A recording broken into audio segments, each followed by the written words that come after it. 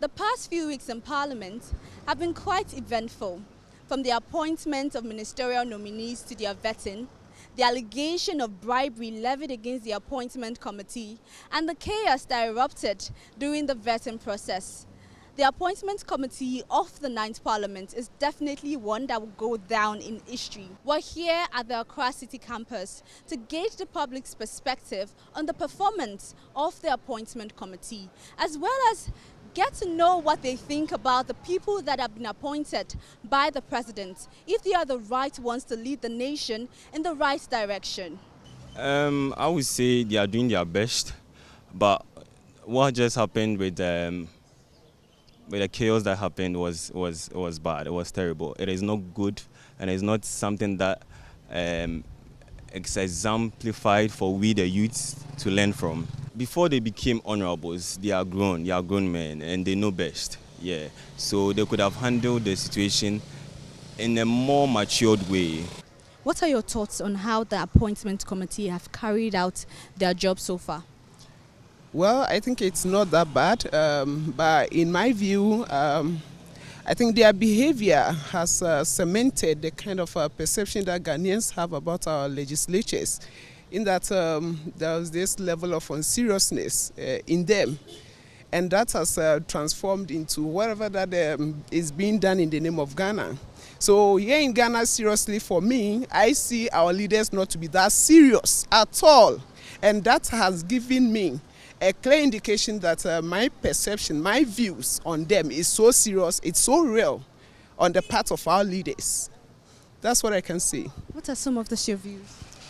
Well, a clear example is what the Honorable Minority Leader in the name of, yes, Alexander Afenyo-Markins, I think he made a comment somewhere along the vetting that he needs not to be spared of some slots in the army, the police, whatsoever.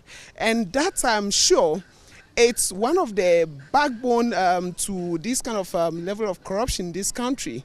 For you to get a position to serve Mother Ghana, you need to go through somebody.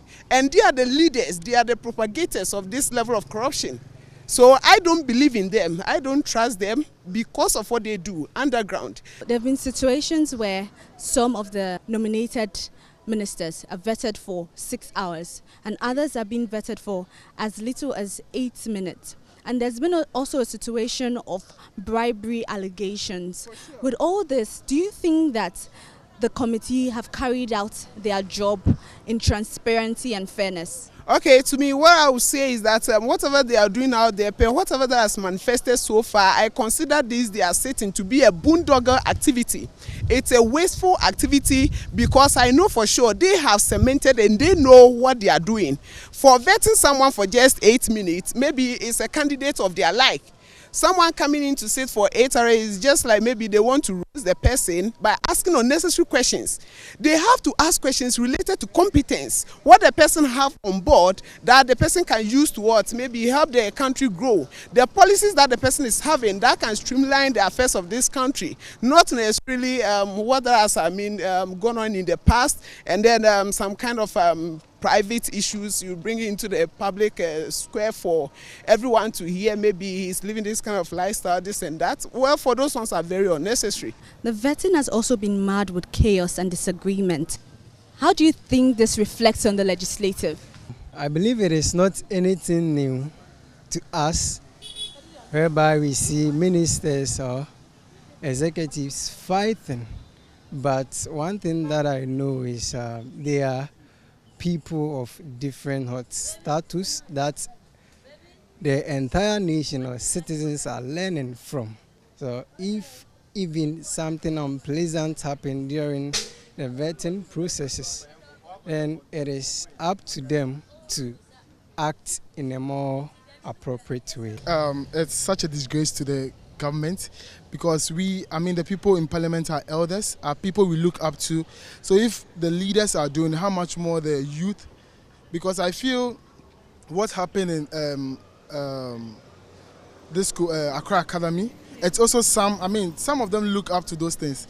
I mean, it's the same thing, like the way they were, I mean, taking catalysis and other things, killing people with catalysis. I mean, they are looking this, there are people, there are students who need to be, rebuked. But because the seniors are also, the elders are doing it, I don't think there's something that needs to go on. There has to be some kind of discipline. They have to be called to law. Yeah. And I remember recently something happened in Parliament when the daughter of the late Rollins was talking or something, and there was one person, I don't know the person, but the person was like, shut up, the daughter of a murderer. I think it doesn't make sense. Even though this person has, I mean, he has been through, he has, I mean, created some impression, he's late, so we should give him that respect. We've also been getting some reactions to the appointment that the president has made so far. Well, with one perfect ministry that our president appointed was the Minister for Communication, that's Sam George. It was just the best. Before even that, I knew he was going to be the Minister for Communication because he has proven enough to show Ghanaians that he can actually work on that role. And with Minister for Education, that's Honorable Haruna, right? It's also a perfect appointment. With that, I don't know much about the rest, but with these two, I'm okay with that. So let's take a look at some of the ministers that have been appointed by the president. Do you think that the list of ministers are the people that we need to manage the affairs of the country? Oh, well, I think everyone needs to be given a chance to, show his or her expertise. So they being given the chance to show their expertise in that area. I think one, they are there to have a feel of how everything is to be managed, and that if they have been appointed to serve that role, I'm sure that they've had such an experience in the past. Maybe they've come closer to such ministries, so they hold past experience, which will help them or propel them going into the future to do things right. Moreover, they've learned from the experiments or the doings of past ministers, so they can also learn from there and then make sure that for them, theirs become a different one, a very productive one, and then become the best going forward. So let's look at the Greater Accra region. The minister for the region, she resumed work on Monday, and she says one of her major policies is to make Accra clean again, and she's going to institute a day where residents of Accra, come out to clean their surroundings. Do you think this is what we need to make Accra the clean city we want it to be? No, well, for me, I think it's a shot at the back. If I'm to rate that kind of policy in terms of success, I may give it 2 out of 10. Because here in Ghana, one, what will propel, make this country to be on the path is one, by education, and then having laws that are not, let me say, weak, not lax laws. Our laws should be so strong because you cannot do that without enforcement. These enforcement agencies are going to giving.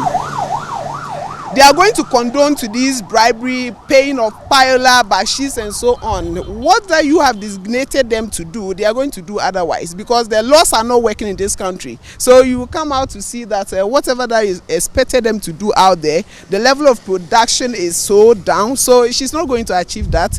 In short, seriously, to me, she's not going to have it easy. Okay, actually, we need to start from somewhere.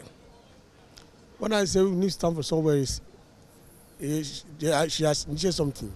She has started something. I know when everybody comes out, at least to tidy up their latest surroundings, I know to go broad. Because if everybody doing small, we end up cleaning everywhere. I know, though a day is not enough, but I believe when everybody, like my house like this, when we come out and then we clean the environment, I know that my small place will be clean. And others, when they also do that, I know it to go viral. You heard there from some Ghanaians sharing their displeasure in how some members of the appointment committee have carried themselves during the vetting process. From the Accra City campus here in Accra, my name is Esther Esi Nkrumah for Joy News.